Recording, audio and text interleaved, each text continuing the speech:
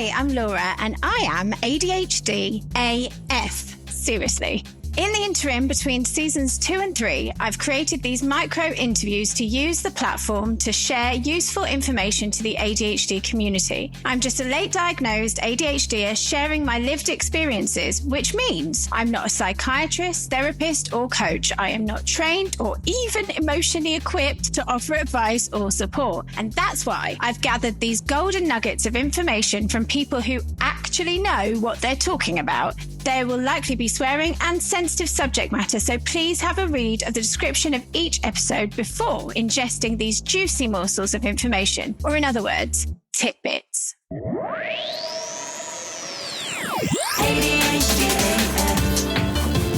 Tidbits!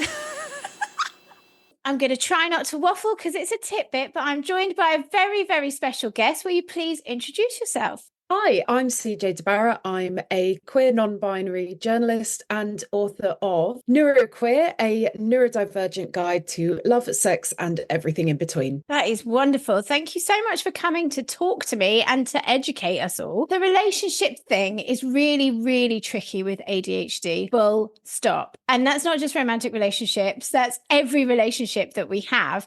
And so for this very specific topic to be spoken about is so fantastic. It's why I wrote the book, because there is so little out there. And that's not just from a queer perspective, that is across the board.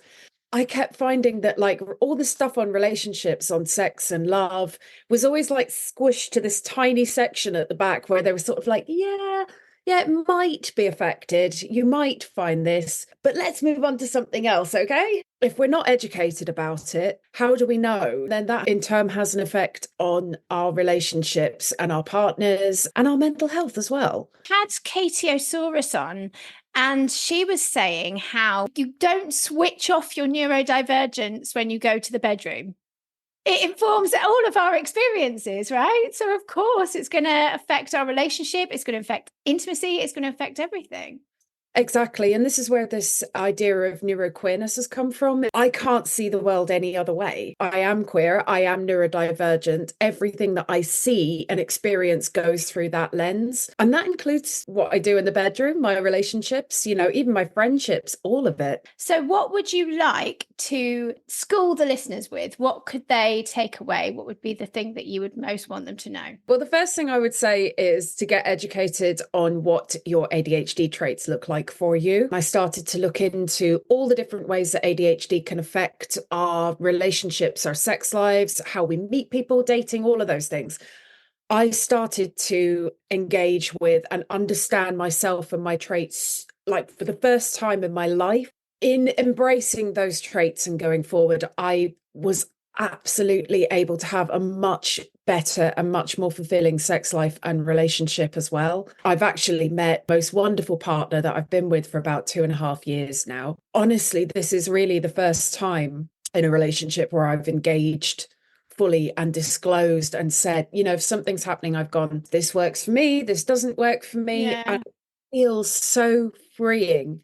So if I was to give anybody advice, it would be to get to know your traits, to do the research on what that looks like for you in terms of your relationships, because as we know, one ADHD person totally different from the next ADHD person. Yeah. They're all so incredibly complex that like what works for me won't work for the next person. But it is so worth your while getting educated on what that looks like for you and how that might affect your relationships. Obviously, it's in identification, but also that perhaps you were masking in previous relationships because you hadn't identified, or you were people pleasing, or what do you think was standing in your way before identifying your traits? Well, I had kind of a double masking or a triple masking situation, actually, because I didn't come out fully as a queer person until I was in my late 30s. Mm-hmm.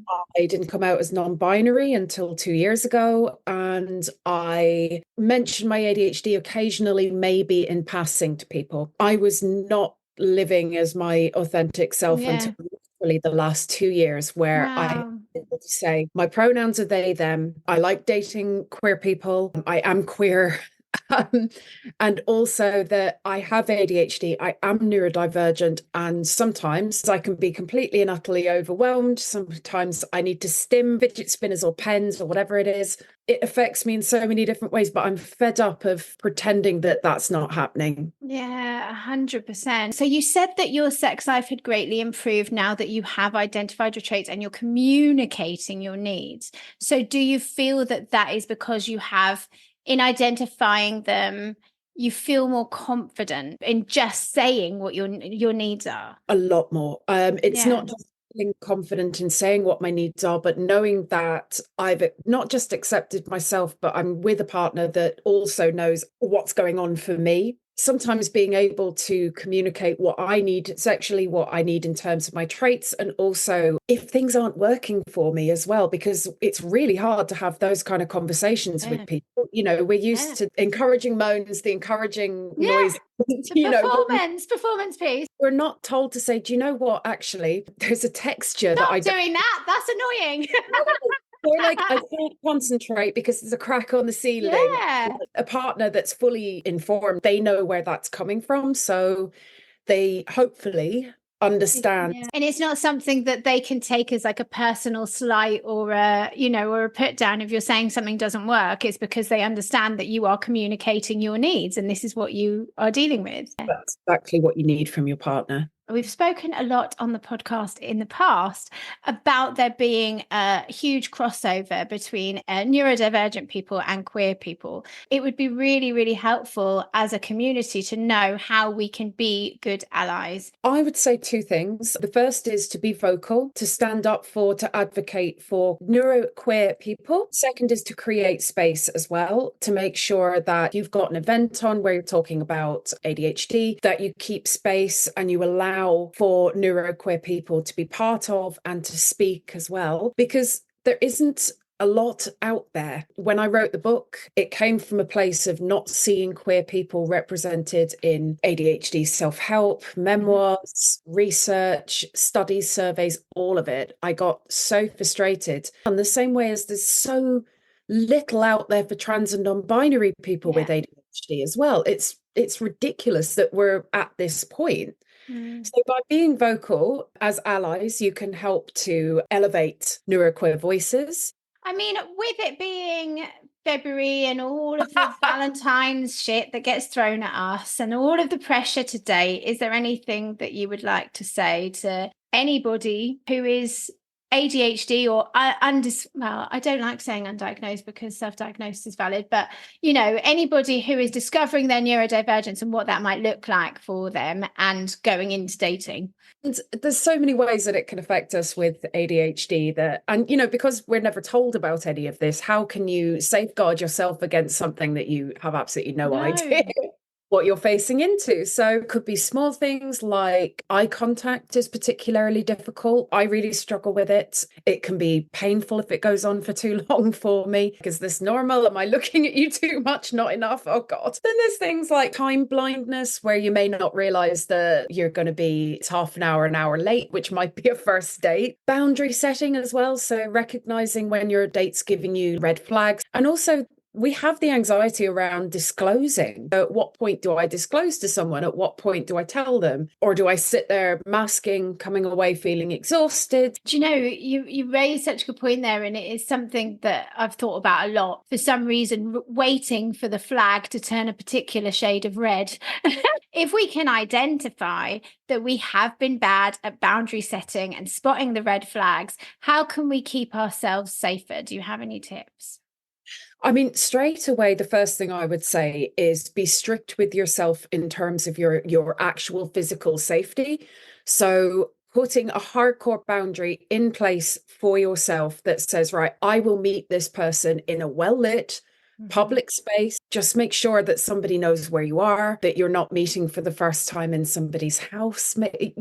Things like actual physical safety steps in place is hugely important. I try not to gloss over behavior. So if I see something that I think, oh, that makes me a bit uncomfortable, I like to have a think about why.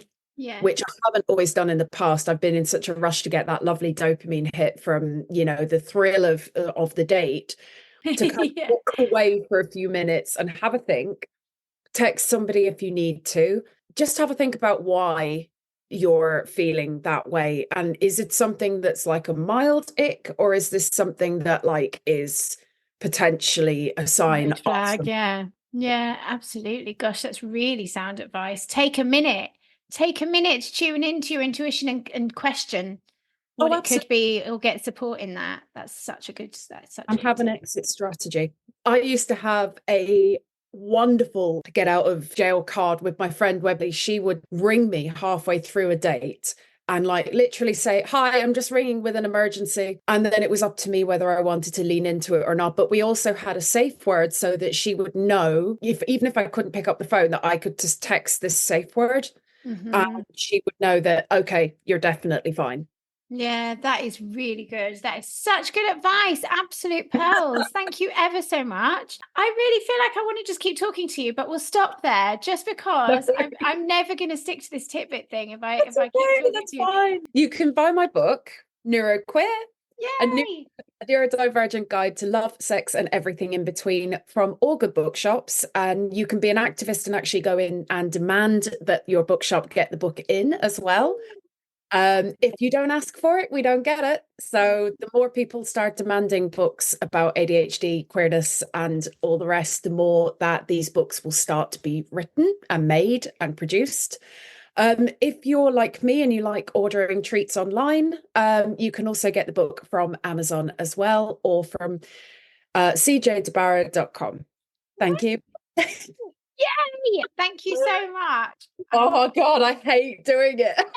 So, do you know what the thing is? People always want me to flog stuff, and then I'm just like, well, no, I'm not going to. I'm only going to flog the stuff that I actually think is any good. I'm not going to sell a planner or a whatever. I would never fucking use a planner, would I?